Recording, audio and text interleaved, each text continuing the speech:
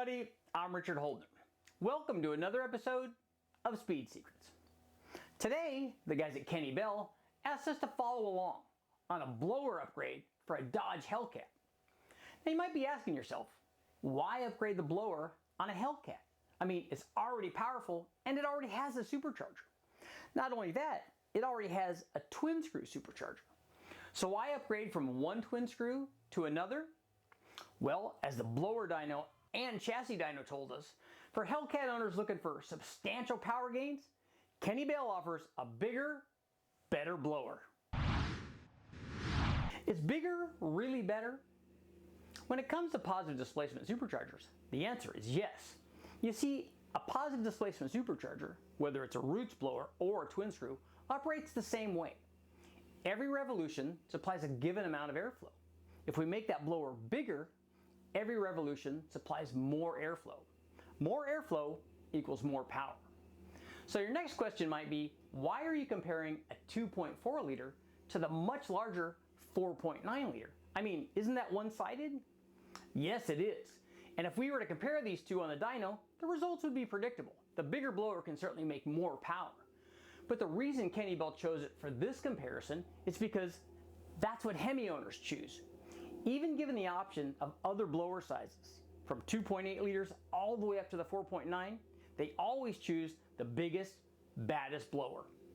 But don't take our word for it. Take a look at what Dodge did with their offerings. From the HELLCAT to the Demon to the Elephant, every step up in power, they also stepped up in blower size. From 2.4 liters to 2.7, and then finally up to 3 liters. So obviously we're not the only ones that think bigger is better.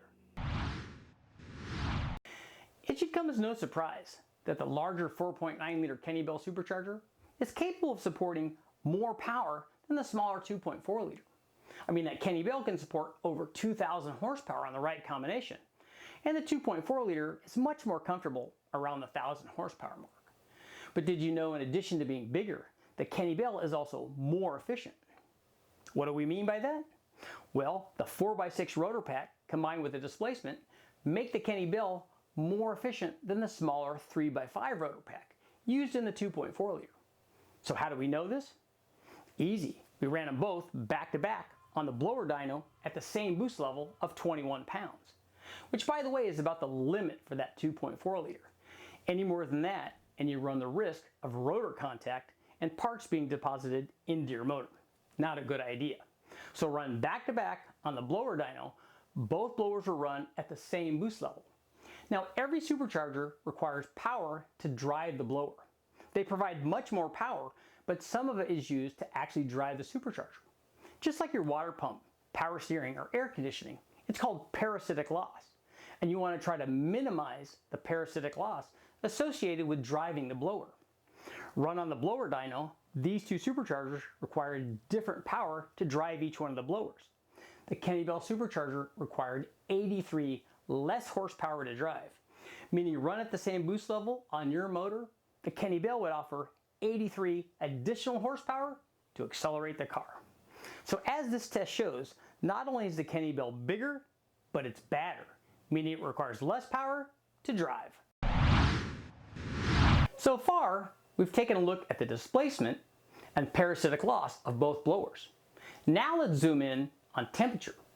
More specifically, inlet air temperature. Unfortunately, heat is a natural byproduct of compression. So anytime we add boost to a motor, we also increase the inlet air temperature going into the motor. The higher the boost, the higher the temperature. Unfortunately, when it comes to performance motors, the colder, the better. So you should do anything that you can to reduce the charge temperature coming out of the blower. To illustrate the difference between the 2.4 liter and the 4.9 liter Kenne, we ran them both on the blower dyno at 21 pounds of boost. Now in the car, these both feature air to water intercoolers, but we measured the temperature coming out of the blower before the cooler.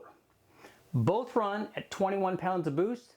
The discharge temperature coming out of the Kenne was 58 degrees cooler than the 2.4 liter.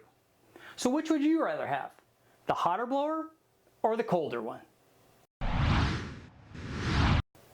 One of the final two design elements we'll use to compare the 2.4 liter HELLCAT blower to the 4.9 liter Kenne supercharger is something called liquid cooling. Now I know what you're thinking. Right off the bat, that's got to be the air-to-water intercooler, that heat exchanger used to cool the charge air coming out of the blower before it goes into the motor. Actually, liquid cooling is a design element used by Kenne to offset the temperature differential between the cold inlet side of the supercharger and the heated discharge side. You see, all twin screws feature internal compression, which is why they're more efficient than your typical Roots blower. But this internal compression means there's a temperature differential in the case. Now the liquid cooling helps offset this by running water through the front side of the case. This allows the guys at Kenne to run clearances that maximize the power output of their supercharger. To get to the final design element in our comparison between the 2.4 liter from the HELLCAT to the 4.9 liter from the Kenne, we've got to go back to the beginning, or at least to the air entry in front of the supercharger. You see, the boost and power out of the supercharger is in direct relation to the air coming in. Unfortunately for the 2.4 liter, it's restricted by a 90mm throttle body. Even worse, the air entry in front of the throttle body is even more restrictive. Sure, you could upgrade the air intake, you could port the throttle opening and install a larger throttle body, but that's only going to help you this much. And it'll never allow you to maximize the output of that 2.4 liter. By contrast, Kenne knew this going in. They equipped their 4.9 liter to accept a massive throttle body, in this case 170mm, flowing over 2100 CFM. And if that's not enough, they've got a dual 106mm, flowing 3800 CFM. That's enough to support 2000 horsepower. So it just goes to show you, the blower is only as good as the inlet system. So let's recap. We've got a bigger blower, lower parasitic loss, a lower charge temperature, liquid cooling, and a massive inlet system. No wonder all the Hemi guys picked the 4.9. I'm Richard Holdner. That's all the time I have. I want to thank the guys at Kenne. Join me next time on Speed Secrets.